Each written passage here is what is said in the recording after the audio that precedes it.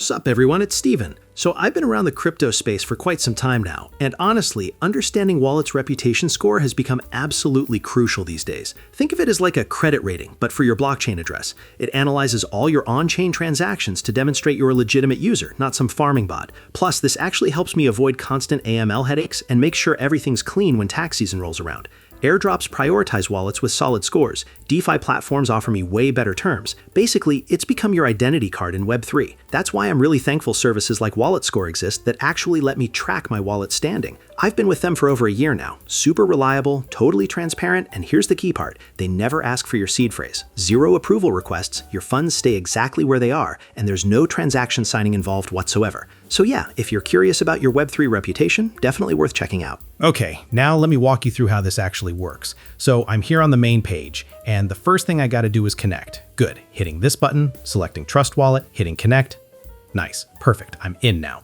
Great, so at this point, I can analyze whichever address I want. All right, jumping over to my wallet real quick, grabbing my address.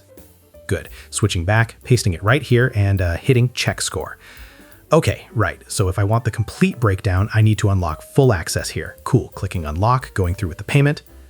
Awesome, there we go. Now I've got the full picture of my address loaded up. Perfect. So now I'm looking at all the risk factors data, how active this wallet's been, how old it is, portfolio diversification, all that important stuff. And this way, I just know exactly where my reputation stands and what moves I should make next. All right, so now let me break down why wallet reputation score is such a big deal in crypto right now. Wallet address in Web3 isn't just some random string of characters. It's literally your entire identity. Think passport, credit file, and professional background all combined into one. Every single move you make gets permanently written into the blockchain, building up this complete history of your behavior. So here's why this matters so much. When it comes to airdrops and token giveaways, projects are now actively filtering out bot networks and fake accounts by rewarding only the wallets with strong reputation metrics. So if your risk level's flagged as high, most quality airdrops won't even see you. Number 2, DeFi platforms rely on these scores to set your borrowing caps, your interest percentages, what advanced features you can access. Having good reputation literally puts more money in your pocket and opens doors that stay closed to risky wallets.